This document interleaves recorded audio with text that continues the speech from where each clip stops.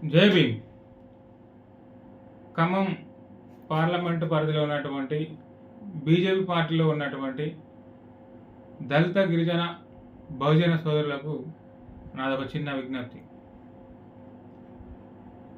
BJP ప్రభుత్వం 400 సీట్లు దాటి మళ్ళీ ప్రభుత్వం ఫామ్ చేస్తే రాజ్యాంగాన్ని మారుస్తామని చెప్పి అంత బహిరంగంగా చెప్తున్నారు. అదేవిధంగా బీజేపీ ఇతర పార్టీలు, బీజేపీ ప్రతిపక్షాలు, ఇండియా కూటమి వాళ్ళు కూడా బహిరంగంగా బీజేపీ పార్టీ మళ్ళీ అధికారంలోకి వస్తే రాజ్యాంగాన్ని మారుస్తారు కాబట్టి మనం రాజ్యాంగాన్ని రక్షించుకోవడానికి బీజేపీ పార్టీని ఓడగొట్టాలని ఒక ప్రధాన ఎజెండాతోని ఈరోజు ప్రచారం చేస్తాను. మరి బీజేపీ పార్టీలో ఉన్నటువంటి దళిత గిరిజన బహుజనులకు ఇదంతా తెలియదా? రక్తం ఉడుకుతలేదా? రక్తం చచ్చిపోయిందా?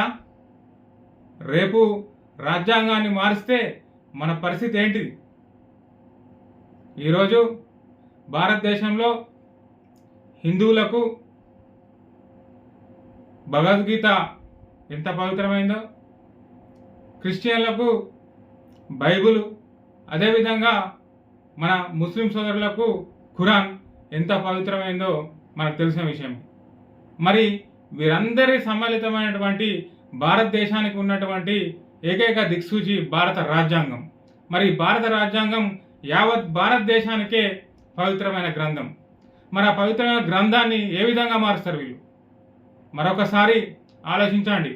బీజేపీ పార్టీలో సపోర్ట్ చేస్తున్నటువంటి మద్దతుదారులైనటువంటి దళిత గిరిజన బహుజనులు ఇకనైనా కళ్ళు తెరవండి. లేదంటే మాకు కూడా ప్రధానమంత్రి మోడీ అన్న, బీజేపీ పార్టీ అన్న కూడా అభిమానమే. ఒక పని చేయండి, అదే ప్రధానమంత్రి అభ్యర్థితోని, ప్రధానమంత్రి గారితోని మేము రాజ్యాంగం మారము, మేము రాజ్యాంగం జోలికి రాము, మేము దళిత గిరిజన బహుజనుల అభివృద్ధికి తోడ్పడతాం, మేము పనిచేస్తామని చెప్పి సాక్షాత్తు ప్రధానమంత్రితో చెప్పాడు మీకు దమ్ముంటే.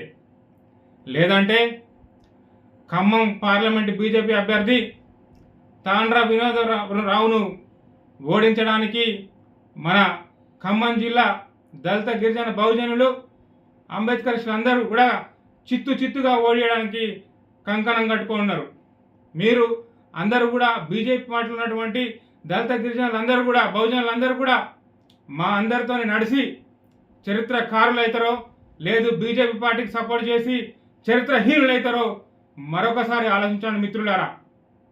జై భీమ్, జై జై భీమ్.